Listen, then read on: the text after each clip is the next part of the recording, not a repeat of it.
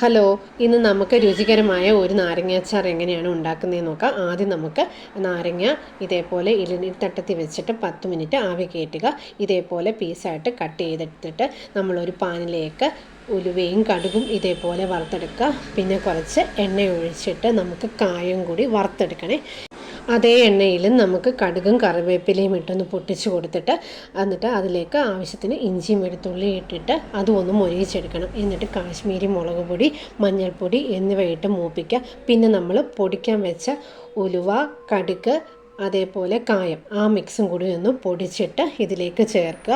എന്നിട്ട് ആവശ്യത്തിന് വിനാഗിരിയും ചേർത്ത് നന്നായിട്ടൊന്ന് ഇളക്കുക. പിന്നെ എന്നിട്ട് നമ്മുടെ പീസാക്കി കട്ട് ചെയ്ത് വെച്ചിരിക്കുന്ന നാരങ്ങയും കൂടി ഇട്ട് കൊടുക്കണേ. എന്നിട്ട് നന്നായിട്ട് നമുക്കിതൊന്ന് മിക്സ് ചെയ്തിട്ട് കൊടുത്ത് കഴിയുമ്പോൾ നമ്മുടെ അടിപൊളി നാരങ്ങാച്ചാർ റെഡിയാണ്. ഇതിനകത്ത് ഉപ്പ് വേണമെങ്കിൽ നമുക്ക് ഇച്ചിരി ഉപ്പും കൂടി ആഡ് ചെയ്യാമേ. അപ്പോൾ ഇത് വളരെ രുചികരമായിട്ടുള്ള നല്ല ഒരു നാരങ്ങാച്ചാറാണ്. അപ്പോൾ എല്ലാവരും ഒന്ന് ചെയ്ത് നോക്കണേ.